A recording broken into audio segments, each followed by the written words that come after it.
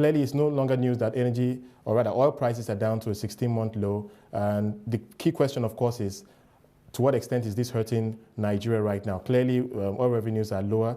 The Naira has come under some pressure, but where else are we seeing some pressure? Well, basically, it is true that oil prices are looking south. And I would like to tell you that, especially when you see recession like this in Europe, and you see that China and the US is not growing at the rate, it is typically expected that what is happening now will happen.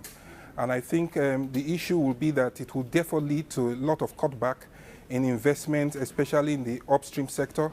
And I believe also gas infrastructure cutbacks will be encountered. And as you see all of this happening, you'll see that it will affect all operators in the upstream sector.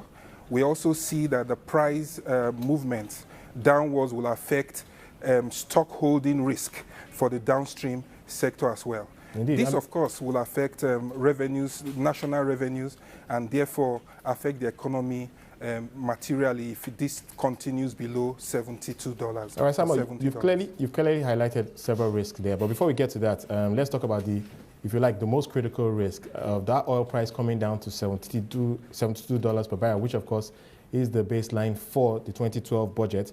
Your thoughts on what that would mean if we see that scenario? Sorry, come again. I want to get a sense of your thoughts on if we see oil falling back to $72 per barrel, which is the benchmark level for the 2012 budget. Okay. What will that mean if we see that? The truth is that if crude oil prices go below 72, then that is the benchmark for the budget. What it means is that revenue for the nation will go down. It also means that the government might be unable to meet its joint venture cash calls for JV operations. Clearly, everything that affects the budget will be affected. What you also see is that the government has been very used to the idea of excess crude accounts being buoyant, but if this is cut out, of course, it will require a significant amount of management from the government to contain this. Right. So all of these are real risks facing the Nigerian economy. Okay. Talk to us about the dynamics in terms of the participation of the international oil companies and, of course, the locals. Clearly, over the last few years, we've seen a shift. We've seen more of local participation and less of the international oil companies. Okay, well, one of the things there are two things that affect revenues. One is production, and the other is price. What we've been discussing is the effect of price. Now, one of the things that happens in this industry is the rationalization of your investment in your various assets. Now, what you will then see due to the divestment of IOCs is that you will see a lot of these local who have single blocks investing more aggressively into their fields. And I believe that would tend to show up production and try to bring a balance to all of this effect. But I do not see that this will be strong enough to resolve the economy issue if prices continue to go down south below 72. Well, of course, another reason we're seeing the decline in international oil companies' investments in Nigeria is the whole issue of the petroleum industry bill, which obviously has been dragging for the most part of the last 4 years. But I want to move to another point, which is this power reforms and somewhat disturbing news about the World Bank's partial risk guarantee not being in place, which of course has been very critical to the setting up of the bulk trader and the whole infrastructure for the power reforms. What are your thoughts on this point? Well, the partial risk guarantees by the World Bank is significant, and it's significant for the entire power reforms to go through. Investors into this sector are looking very deeply at that and are relying on that. Investors and banks that will be putting debt behind it. I think that it is unthinkable that the World Bank will not come through on this. I believe this is just a temporary delay.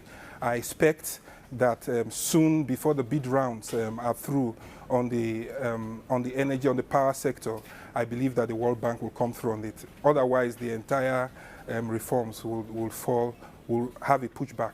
What I'm hearing, Samuel, is that the reason they're not putting that guarantee on the table right now is simply because we haven't reviewed, or should I say effectively reviewed, the tariff structure for Nigeria's power sector.